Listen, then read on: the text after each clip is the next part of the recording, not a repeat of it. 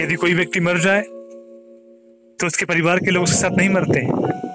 जो मर गया वो मर गया है, लोग उसके साथ नहीं मरते, परंतु उसे अपनी व्यवस्था के अनुसार ठिकाने लगाते हैं। कोई उसके साथ नहीं मरता। क्यों? वो तो मर गया है, कोई क्यों उसके साथ नहीं मरता? कुछ लोग प्रभु में आते हैं और लौट जाते हैं। जो लौट रहे हैं वो मरे हुए इंसान की तरह है। उनको देखकर अपने विश्वास को कम मत होने दो।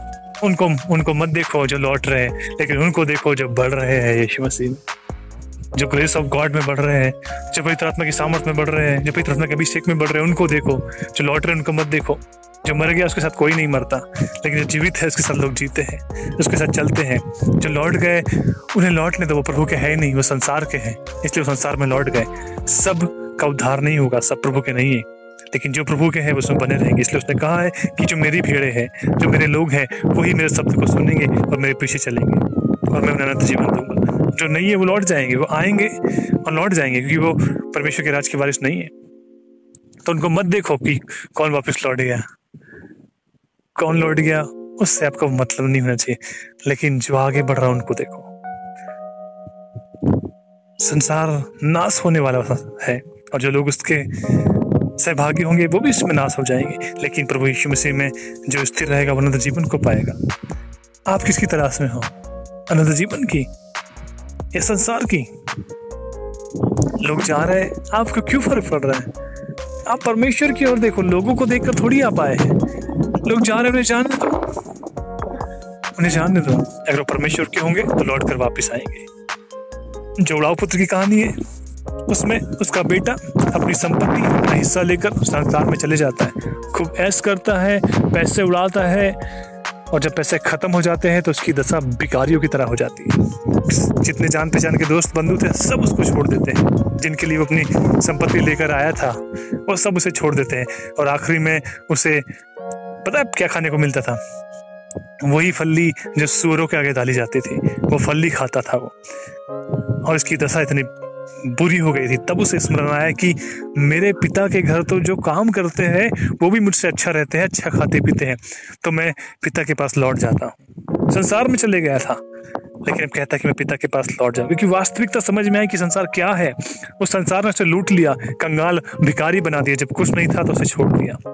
अब वो वापस लौटता है अपने पिता के पास, क्योंकि उसे मालूम था कि मेरा पिता अमीर है, और वहां पर तो जो नौकर जाकर है वो भी मुझसे अच्छे से रहते हैं, तो क्यों ना हमें पिता के पास लौट जाऊं। और वो व्यक्ति वापस अपने पिता के पास लौटा, भिखारी जैसे हालत में, और पिता दूर से उसको देखकर उसके लिए दौड़ा, उस पर दया की और उसे अपने गले से लगाया और अपनी हाथ की रिंग उसे पहनाया, उसे वो अधिकार वापस दिया और कहा कि देखो ये मेरा बेटा मर गया था। पता है वैसा क्यों कह रहा है? क्योंकि संसार में जो जाएगा वो मर जाएगा, नाश हो जाएगा, एक दिन उसका अस्तित्व खत्म हो जाएगा। वो कह रहा था कि देखो मेरा बेटा मर गया था लेकिन वो लौट आया, इसलिए उसका स्वागत कर रहा। देखो अभी जी उठा, अभी वापस आ गया, और उसे अपने गले से लगाता है और अच्छे वस्त्र देता है, और उसके लिए, उसके वेलकम के लिए एक भोज की तैयारी की जाती है, एक जश्न की तैयारी की जाती है, क्योंकि ये बेटा मर गया था लेकिन अब लौट आया।